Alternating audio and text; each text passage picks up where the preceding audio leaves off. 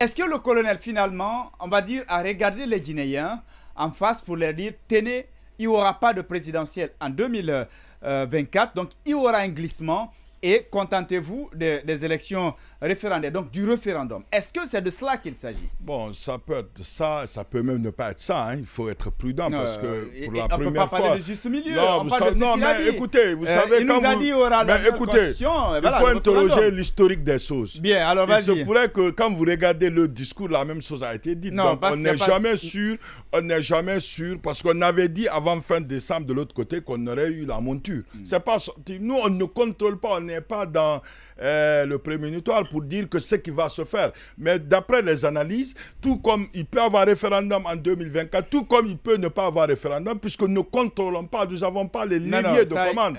Ça, c'est vrai. Maintenant, le problème, c'est que non, pourquoi je vous le dis qu'il y aura des élections, mais il peut toujours justifier. Ça veut dire, si on doit s'en tenir à tout ce qu'il dit, il n'y a pas de problème. Il va quitter le pouvoir en fin 2024. Et aujourd'hui, vous-même, vous écrivez glissement du calendrier. C'est clair. Alors, pourquoi vous en tenez pas à ce qu'il a dit, puisque si cela est suffisant, mais c'est de ça, cette question, il n'est pas pertinente, c'est de savoir qu'est-ce qui va se passer. C'est important. On va se comprendre. Oui.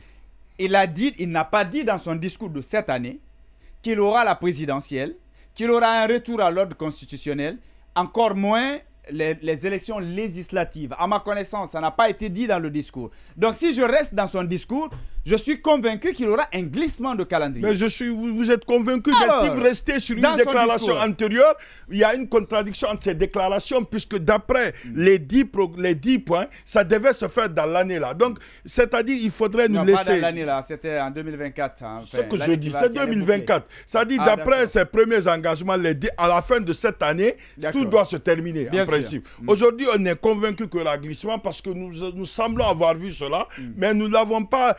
Peu importe qu'il ait dit ou pas, l'essentiel, d'après ce que nous constatons, on sait que le glissement est inévitable, mais ce qui est important dans ce jeu-là, c'est de savoir que en 2024, en fait vers la fin de l'année 2024, la monture, non, c'est ce que je dis, comme vous tenez forcément à dire, comme le président l'a dit, en 2024 on va faire attention, tout dépend du contenu du référendum. Il se pourrait que le contenu du référendum puisse permettre aux gens du CNRD d'être au pouvoir. Ça contredit une déclaration antérieure selon laquelle ils ne sont pas candidats, ils n'ont pas de candidat. Donc si il est possible, parce que en tout cas dans les autres pays, au Mali, au Tchad, ça s'est passé comme ça, quand la monture est venue, on s'est rendu compte que l'actuel président de la jeune peut candidater. Donc tout dépend de cette situation qu'on ne connaît pas, qu'on ne maîtrise pas. Mais moi je pense qu'il faut respecter ce qu'il a dit, puisque c'est ce que j'ai envie que ça soit respecté. Donc le peuple de Guinée attend s'ils seront candidats dans cette monture. C'est le plus important, parce qu'on a interrogé tout le monde, le cultivateur, le maçon, tout le monde a travaillé. C'est pas ça le plus important. C'est le plus important, c'est de savoir est-ce qu'ils seront candidats. Parce que s'ils sont candidats, ça veut dire l'idée de 5 septembre a changé. Donc il faut avoir une nouvelle discussion, une nouvelle vision et une nouvelle stratégie. Bon, pour eux, c'est pourquoi c'est difficile pour eux de faire sortir ça en 2023. Il ne faut pas prolonger la souffrance en estimant que s'il y avait cette technique là-dedans. Bien, s'il y avait. Oui, tu voulais placer un mot. Bon, on a juste quelques minutes pour aller avant d'aller à la pause. Avant de revenir sur... on est plus inquiet que s'il faut dire dessus ou dire satisfait. On est très inquiet. Parce que quand vous prenez le discours en question, parce qu'on va essayer, on va aller en profondeur, il a parlé des élections, du référendum.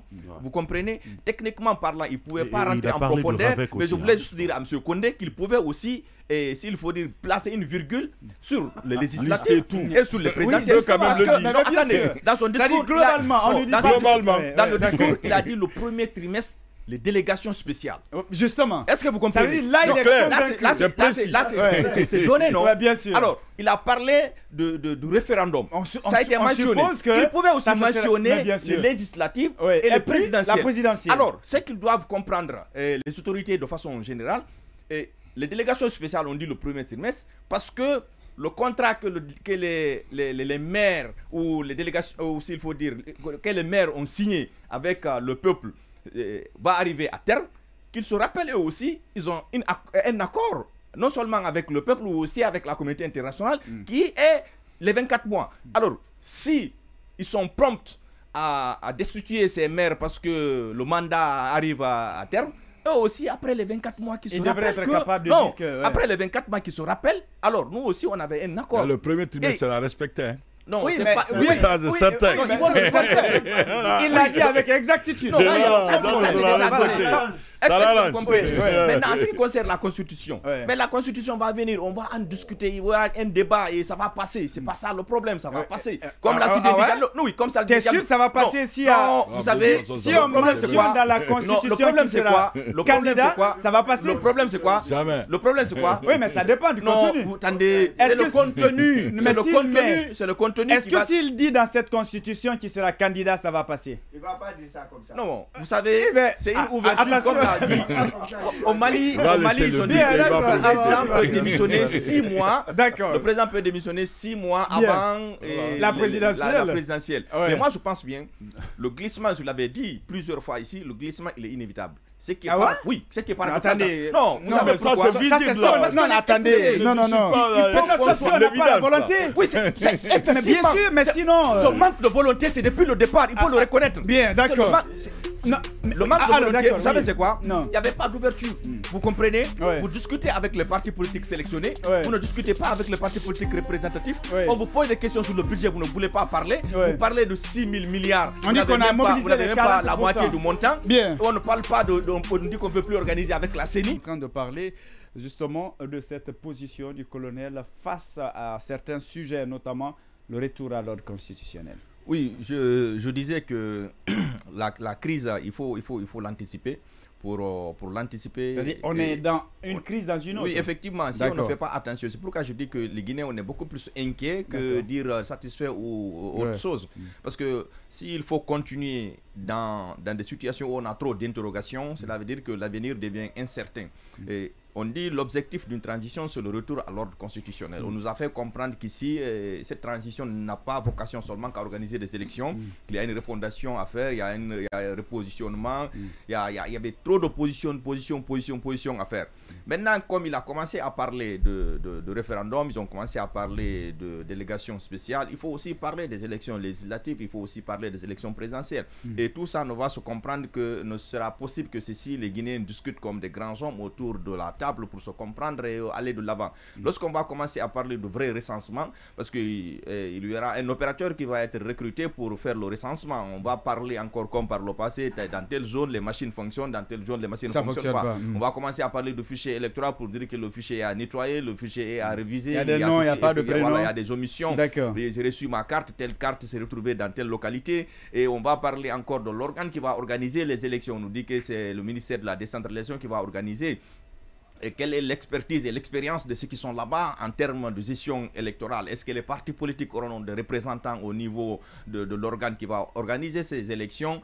Il y a des interrogations qui se posent à ce niveau. En ce qui concerne aussi, comme l'a si bien dit Diallo, le contenu du référendum, où il y aura beaucoup d'interrogations. Est-ce qu'il y a possibilité de candidater des autorités? Est-ce qu'il n'y a pas possibilité de candidater des autorités? Il y a énormément de questions que le président pouvait, s'il faut dire, placer chaque virgule, comme il l'a fait avec le référendum, avec la délégation spéciale. Peut-être placer une virgule sur le référendum, proprement dit.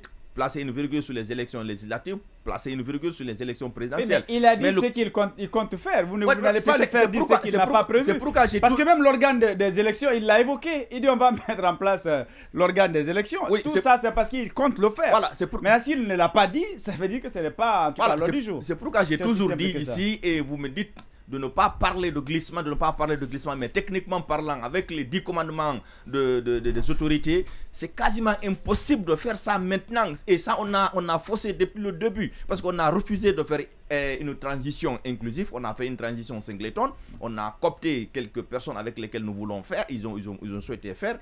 Et ils ont essayé d'écarter d'autres avec lesquels on ne voulait pas faire. Et c'est là le problème. Parce que si aujourd'hui vous avez la capacité vous avez la chance de devenir ministre ou de devenir président de la République, vous ne pouvez pas prendre la Guinée comme quelque chose que vous avez hérité de vos aïeux. On a hérité de la Guinée de tout le monde. Mais si vous gérez et vous faites comme par le passé, aujourd'hui c'est une transition qui fait la morale à une autre transition, parce que Dadis est devant les tribunaux, Dadis et son équipe, c'est une transition qu'il gérait. Aujourd'hui cette transition devrait s'inspirer de cette situation s'inspirer du passé pour nous éviter des éventuelles crises. Mais si nous continuons à aller dans une transition obscure, il va sans dire que l'avenir va être incertain. Chose qu'on ne souhaite pas parce qu'on a tous intérêt à ce que cette transition réussisse, à ce qu'on en finisse de parler d'élections, de parler de crise, de parler de problèmes, de parler de tueries, de manifestations. Enfin, on parle maintenant d'un véritable développement de notre pays.